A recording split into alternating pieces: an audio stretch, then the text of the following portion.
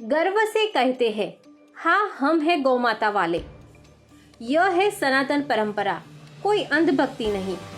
अभी किसी ने मुझे एक वीडियो भेजी और मुझसे कहा कि ऐसा ऐसा हो रहा है कि माता रानी के गरबा के पंडाल में जाने से पहले मैंडेटरी करा गया है कि तिलक लगा होना चाहिए और माता रानी की आरती कर कर अंदर जाएं और अपने ऊपर गौमूत्र छिड़क कर जाएं। ऐसा कहा गया है, तो ये कहाँ तक ठीक है? ये तो गलत है। क्यों गलत है? और ये नैरेटिव सेट कौन कर रहा है? क्यों सेट कर रहा है भाई ये नैरेटिव कि ये गौमूत्र गलत है? नहीं है गलत। हम गाय को माता मानते हैं और हमारे यहाँ पर प्राचीन काल से चला आ रहा है कि हम 5 गव्यों को स्वीकार करते हैं अपनी दिनचर्या में। गाय से आने वाले 5 पदार्थों को हम अपने जीवन में यूज करते हैं। ये हमारे प्राचीन काल से चल रहा है।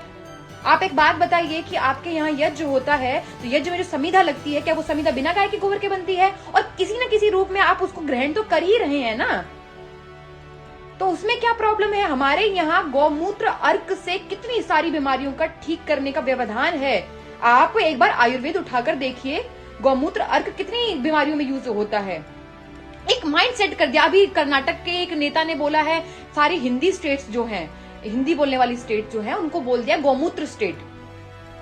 अरे मतलब एक ऐसा माइंड सेट कर दो, एक ऐसा नैरेटिव क्रिएट कर दो कि ये लोग खुद को अब ये ना बोल पाए कि हम तो गाय को माता मानने वाले लोग हैं। ये बोलना ही छोड़ दे। ऐसा माइंडसेट कर दो हमारे हिंदुओं का, हमारे बच्चों का ऐसा कर दो, हमारे युवाओं को कर दो ऐसा माइंडसेट कि वो डरे इस बात को बोलने से कि हम गाय को माता मानते हैं। क्या गौ माता और गौमूत्र को अंधविश्वास कहना उचित है? गर्व से कहते हैं, हाँ हम हैं गौ माता वाले। यह है सनातन परंपरा, कोई अंधभक्ति नहीं। अभी किसी ने मुझे एक वीडियो भेजी और मुझसे कहा कि ऐसा ऐसा हो रहा है कि माता रानी के गरबा के पंडाल में जाने से पहले मैंडेटरी करा गया है कि तिलक लगा होना चाहिए और माता रानी की आरती कर कर अंदर जाएं और अपने ऊपर गौमूत्र छिड़क कर जाएं। ऐसा कहा गया है, तो ये कहाँ तक ठीक है? ये तो गलत है। क्यों गलत है? और ये नैरेटिव सेट कौन कर रहा है? क्यों सेट कर रहा है भाई ये नैरेटिव कि ये गौमूत्र गलत है? नहीं है गलत। हम गाय को माता मानते हैं और हमारे यहाँ पर प्राचीन काल से चला आ रहा है कि हम 5 गव्यों को स्वीकार करते हैं अपनी दिनचर्या में। गाय से आने वाले 5 पदार्थों को हम अपने जीवन में यूज करते हैं। ये हमारे प्राचीन काल से चल रहा है। आप एक बात बताइए कि आपके यहाँ यज्ञ होता है तो यज्ञ में जो समिधा लगती है, क्या वो समिधा बिना गाय के गोबर के बनती है? और किसी न किसी रूप में आप उसको ग्रहण तो कर ही रहे हैं ना, तो उसमें क्या प्रॉब्लम है? हमारे यहाँ गौमूत्र अर्क से कितनी सारी बीमारियों का ठीक करने का व्यवधान है।